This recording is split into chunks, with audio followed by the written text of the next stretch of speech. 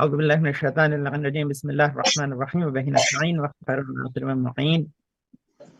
قال رسول اللہ صلی اللہ علیہ وسلم یا فاطمۃ من صلی علیک غفر اللہ لہ والحقہ بی حیث کنت من الجنہ۔ بہرحال مجھ سے پہلے حسن عباس صاحب نے اور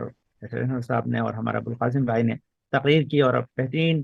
جو ہے وہ نکات جناب فاطمہ زہرا کی عظمت کے سلسلے میں بیان کیے، اور کیونکہ جس طرح ابوالقاسم بھائی نے اپنی تقریر کو حسن بھائی کے جو ہے مولانا حسن اختر صاحب کی تقریر سے ملحق کیا تھا، میں مولانا احتشام صاحب کی تقریر سے ملحق کر کے 8-10 منٹ اپنی باتوں کا آپ پیش کروں۔ تو مولانا نے وہ صلوات پڑھی جو جناب فاطمہ زہرا سلام اللہ علیہ کے سلسلے میں بیان ہوئی، اللہم صلی علی فاطمہ و ابیہا و بعلہا و بنیہا و سر المستودع فیہا بعدد ما احاط بہ علمک، اور ترجمہ کیا۔ اسی صلوات کی فضیلت میں تقریباً 5 کتابوں میں، کشف الغمہ میں، بحر الانوار میں، اور خصائص میں، مستدرک ماشاء اللہ، الوصال میں، واہ واہ واہ، اور سبحان اللہ سبحان اللہ، جامع حدیث کے اندر یہ بہت خوب حدیث بھائی۔ آئی ہے کہ یا فاطمہ من صلی علیہ غفر اللہ لہ ولحقہ بحیث کنت من الجنہ، اے فاطمہ جو بھی آپ پر صلوات بھیجے خداوند متعال اس کو بخش دے گا، اور میں جنت کے جس حصے میں ہوں گا اللہ اس کو مجھ سے ملحق کر دے گا۔ تو یہ عظیم موضوع جو آپ نے چنا عظمت فاطمہ زہرا سلام اللہ علیہ کے سلسلے میں، جتنے بھی ذاکرین و خطبہ اور علماء عظمت جناب فاطمہ زہرا کو بیان کریں گے، اصل میں وہ خود ان کی عظمت میں اضافے کا سبب بنے گا، نہ صرف اس دنیا میں بلکہ آخرت میں۔ اور سب سے بڑی عظمت یہ ہے کہ صاحب عظمت کی عظمتوں سے صرف انسان واقف نہ ہو، بلکہ ان عظمتوں کو اپنی زندگی میں تاکہ وہ بھی معظم و مکرم ہو جائے۔ اور اس عظمت کو حاصل کرنے کے لیے ہی اس کانفرنس کو کیا جاتا ہے، وہ اپنے علم سے لوگوں کو بہرور فرمائے اور ان لوگوں کی عظمت میں بھی اضافہ ہو، اور وہ بھی، اور یہ القاسم کا من عرف فاطمہ معرفتہ فقد ادرک لیلۃ القدر، اگر انسان جناب فاطمہ زہرا کی حقیقی معرفت حاصل کر لے گا تو نتیجہ یہ ہوگا کہ خدا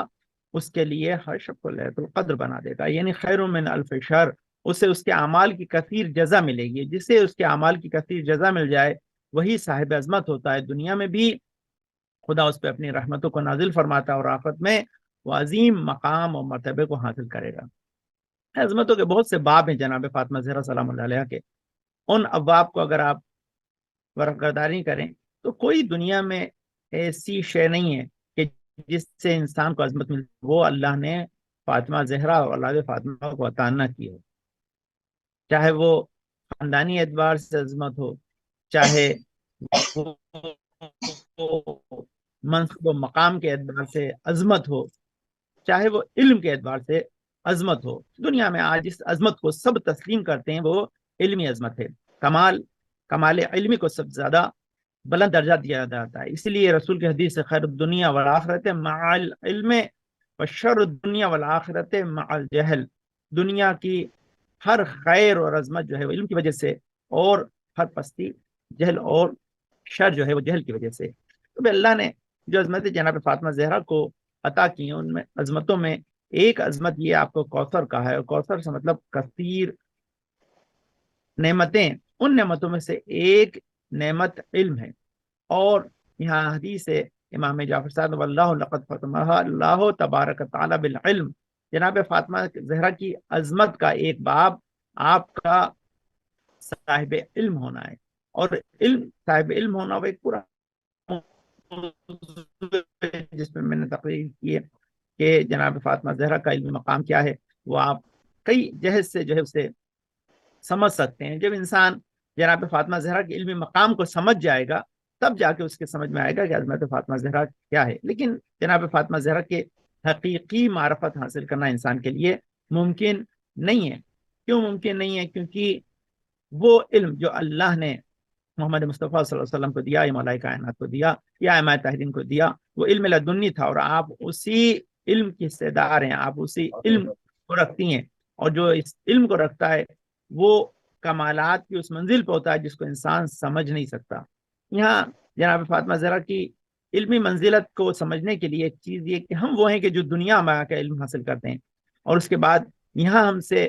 امتحان لیا جائے گا یا ہم قیامت میں اپنے اعمال کا امتحان دیں گے. لیکن یہاں جناب فاطمہ زہرا کی علمی عظمت کے علم کب سے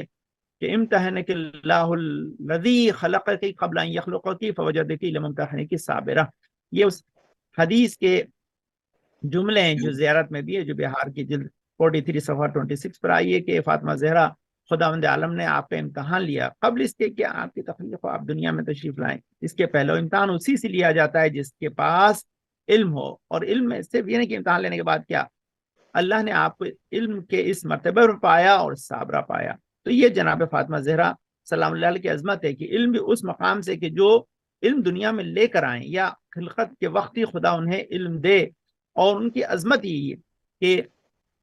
ائمہ طاہرین کا علم وہی ہے کہ جو علم وہ اللہ سے لے کر آتے ہیں، علم لدنی کے مالک ہیں. جو علم لدنی کے مالک ہیں اسی لیے سب سے زیادہ با عظمت و با کمال ہیں یہ. اور آپ کی یہ حدیث میں بھی ہے کہ السلام علیکم محدثۃ العلیمہ،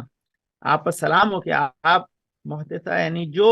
ملائکہ سے ہم کلام ہوتی ہیں، جو علیمہ ہیں، جو سب زیادہ علم رکھنے والی ہیں. انسان دنیا میں آ کر علم حاصل کرتا ہے اور صاحب کمال ہو جاتا ہے. یہ وہ ہیں جو اللہ کی طرف سے علم حاصل کرتی ہیں، اللہ نے جنہیں علم دیا ہے براہ راست، اس کے ساتھ ساتھ ملائکہ سے ہم کلام ہو کر ان علوم سے آشنا ہیں کہ جس سے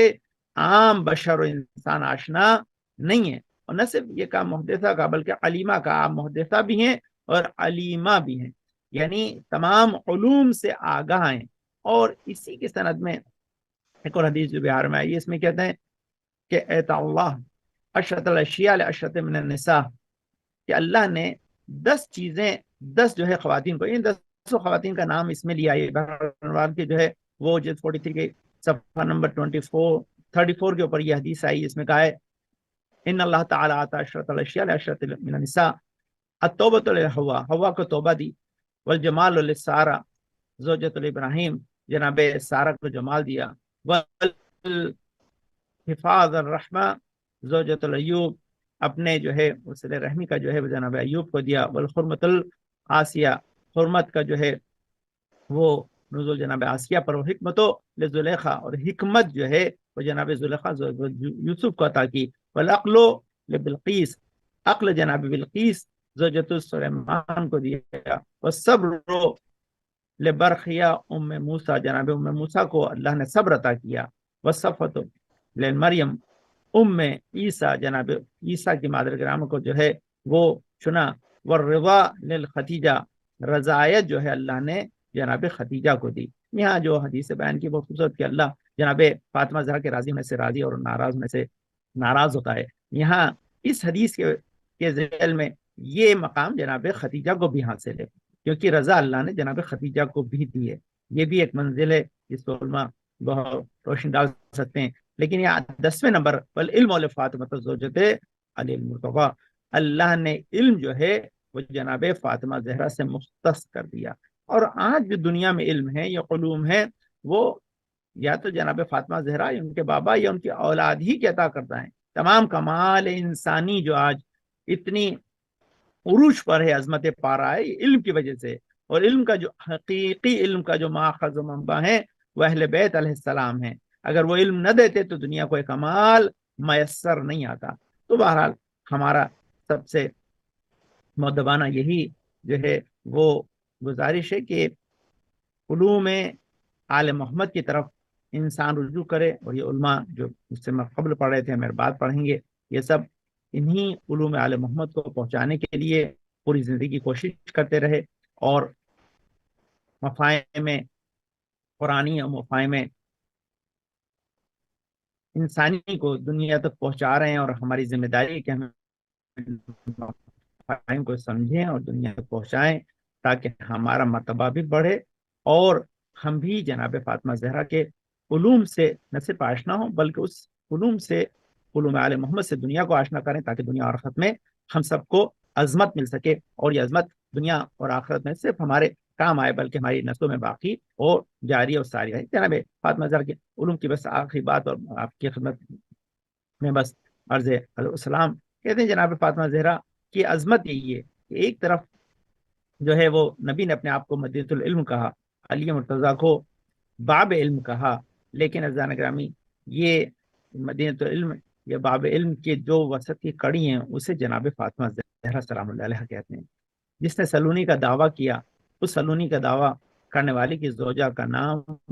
فاطمہ زہرا سلام اللہ ہے، جن کی اولاد کے پاس جب کوئی سوال لے کر آیا تو سوال سے پہلے جنہوں نے جواب دیا وہ فاطمہ زہرا ہیں. اور جو سب سے بڑے علم کو، جو علم ولایت ہے، دنیا تک پہنچا کے گئیں، وہ جناب فاطمہ زہرا سلام اللہ علیہ ہے. اور یہی وجہ ہے کہ عظمت فاطمہ زہرا کے لیے یہ قرآن کی آیت اس سب سے بڑی دلیل ہے. قل هل يستوي الذين يعلمون والذين لا يعلمون، کہ جو جانتے ہیں وہ نہیں جاننے والوں کے برابر نہیں ہو سکتے. اور جو مقام علمی اللہ نے جناب فاطمہ زہرا ان کے ادھر اور ان کے شوہر ان کے اولاد کو دیا، وہ دنیا میں کسی کا نہیں ہے. اس لیے عظمت فاطمہ زہرا کا دنیا میں کوئی بھی خاتون مقابلہ نہیں کر سکتی ہے، کیونکہ جناب فاطمہ زہرا کی عظمت اللہ کے عطا کردہ علم اور اہل بیت کے علم کی مقدر اور اسی علوم کو پہنچانے کا ذریعہ ہے. والسلام ورحمۃ اللہ وبرکاتہ.